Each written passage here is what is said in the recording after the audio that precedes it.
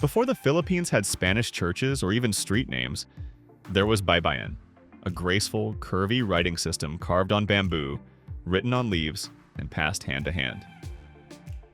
But today, most Filipinos can't read it. So what happened? Let's unlock the mystery of why this beautiful script was almost erased. Baybayin wasn't just art, it was power.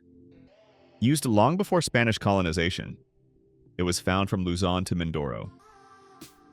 It didn't use spaces or punctuation, just syllables flowing like waves. Each letter stood for a full syllable like ka, ba, or ta. It was fast, easy to learn, and deeply tied to oral storytelling, trade, and spiritual rituals. Many people think Spanish colonizers banned Baybayin immediately. But here's something not many people know. Baybayin's real enemy wasn't just Spanish priests, it was paper. Baybayin was written on bamboo and leaves, while the Spanish used paper, ink, and stamps, which looked more official and powerful. Over time, if your writing wasn't on paper, it wasn't respected. Baybayin began to disappear, not because it was useless, but because it wasn't considered powerful anymore. Spanish priests called Baybayin evil or satanic, not because it truly was, but because it didn't fit into their religion. They destroyed documents and banned it in schools, and replaced it with Latin letters and Christian teachings. But what was the real reason? If you erase someone's way of writing, you erase their ability to speak freely.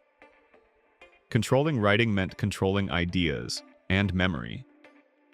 So, by the 1800s, Baybayin was nearly forgotten. But in secret, some people kept it alive.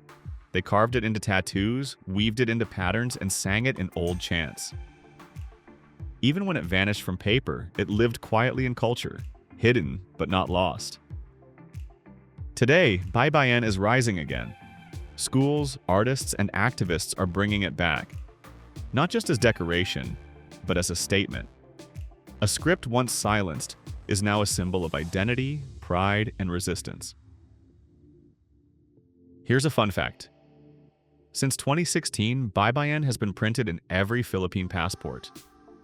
A quote written in Baybayin appears on many of its pages, making the ancient script not just a piece of history, but part of official identity.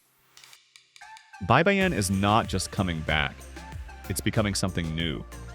Not a relic in a museum, but a living voice reshaped by a new generation. The letters may be old, but the story is still being written.